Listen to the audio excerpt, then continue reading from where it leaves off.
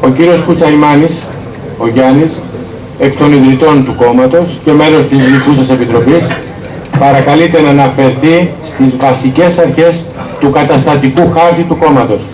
Έχουν μεγάλο ενδιαφέρον οι βασικές αρχές του καταστατικού μας. Γιάννη. Κυρίες και κύριοι, θέλω και εγώ με τη σειρά μου να σας ευχαριστήσω για την παρουσία σας εδώ σήμερα στην επίσημη πρώτη του κόμματός μας, του Συνδέσμου Εθνικής Ενότητας. Θα σας παρουσιάσω σε αδρές γραμμές το καταστατικό του κόμματος και θα αναφερθώ στα σημεία εκείνα που το καθιστούν πρωτοποριακό και καινοτόμο. Ο Σύνδεσμος Εθνικής Ενότητας είναι μια πρωτοβουλία ομάδος αποστράτων αξιωματικών των ενόπλων δυνάμεων και των σωμάτων ασφαλείας, οι οποίοι μαζί με εθνικά ευαισθητοποιημένους πολίτες αναλαμβάνουν με πλήρη ευθύνη και μέσα από απόλυτα δημοκρατικές και αξιοκρατικές διαδικασίες να εφαρμόσουν το πρόγραμμά τους. Ένα πρόγραμμα που στοχεύει στην ενότητα του ελληνικού λαού και που αποτελεί διαχρονικά τον καθοριστικό παράγοντα της αληθινής πρόοδου και ευημερίας. Ενότητα την οποία συστηματικά του στέρισαν τα σημερινά πολιτικά κόμματα. Δείγμα θέλησης, οργανωτικότητας, δημοκρατικής ευαισθησίας και αποφασιστικότητας είναι το καταστατικό του κόμματος. Ενσωματώνει καινοτόμα σχήματα, απλουστεύει διαδικαστικά και ενισχύει οργανωτικά τον τρόπο λειτουργίας του κόμματος. Το καθιστά σταθερό ιδεολογικά, ευέλικτο λειτουργικά, δημοκρατικό στην ηγεσία του, αποτελεσματικό στο κέντρο και την περιφέρεια και προσαρμόσιμο στις ανάγκες της καθημερινότητας. Η λειτουργία του κόμματος βασίζεται σε ένα τριαδικό σχήμα: το ηγετικό, το σχεδιαστικό και το εκτελεστικό. Η οργάνωση του κόμματος διακρίνεται σε κεντρική και περιφερειακή, αυξομοιούμενη σπονδυλωτά σε όργανα ανάλογα με τις εκάστοτε δυνατότητες και απαιτήσεις.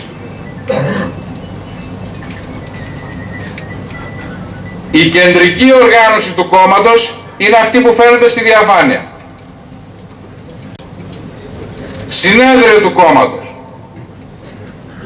Ανώτατο πολιτικό συμβούλιο, αποτελούμενο από 12 μέλη, συμπεριλαμβανομένου και του Προέδρου, τα οποία εκλέγονται από το συνέδριο και με τη σειρά τους εκλέγουν Γενικό Γραμματέα, Α και Β Αντιπροέδρους, τον Ταμεία και τον Πρόεδρο της Επιτροπής Δεοντολογίας, οι οποίοι όλοι είναι μέλη του Ανωτάτου Πολιτικού Συμβουλίου.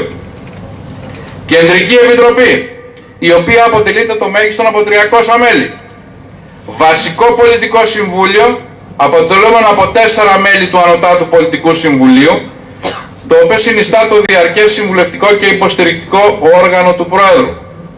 Επιτροπή Δεοντολογίας Τριμελής, Κοινοβουλευτική Ομάδα, τομέας ιδεολογίας και πολιτικού σχεδιασμού και τομέας εκτελεστικού.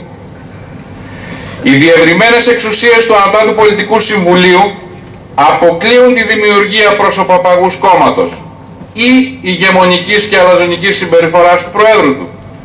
Παράλληλα, η παρουσία της πλειοψηφίας των ιδρυτικών μελών στις 2 πρώτες θητείες διασφαλίζουν την αταλάντευτη πορεία του κόμματος βασισμένη επί των ιδρυτικών του αρχών. Άλλες καινοτόμες αρχές του καταστατικού είναι η ύπαρξη συλλογικού οργάνου στην ηγεσία του κόμματος. Ο πρόεδρος είναι πρώτος μεταξύ ίσων. Η επιθητεία ηγεσία του κόμματος. Το ασυμβίβαστο βουλευτού του κόμματος και υπουργού της κυβέρνησης. Η θεσμοθετημένη συνεχής μέγιστη θητεία 8 ετών για τους βουλευτές του κόμματος. Οι θεσμοθετημένες διαδικασίες διαρκούς αξιολόγησης όλων των οργάνων του κόμματος. Η υποχρέωση των βουλευτών, ευρωβουλευτών και υπουργών του κόμματος να καταθέτουν το ίμιση των μηνιαίων αποδοχών τους για οικονομική ενίσχυση των οικογενειών των θανόντων κατά την εκτέλεση του καθήκοντος στελεχών και εφέδρων οπλιτών των ενόπλων δυνάμεων και σωμάτων ασφαλείας. Πρέπει να επαναπροσδιορίσουμε σαν κοινωνία τα πρότυπα και τις ηθικές μας αξίες. Δεν είναι δυνατόν να προβάλλεται και να τιμάται ως εθνικός ήρωας ο κάθε αμφιβόλου ηθικής και απροσδιορίστου έργου καλλιτέχνης και η κοινωνία να μην πληροφορείται ούτε καν το όνομα του πιλότου που κάνει τη ζωή του αναχαιτίζοντας τον εχθρό, του αστυνομικού που θυσιάζεται καταπολεμώντας το οργανωμένο έγκλημα και του πυροσβέστη που με αυταπάτηση προστατεύει τις ζωές και τις περιουσίες των ανθρώπων.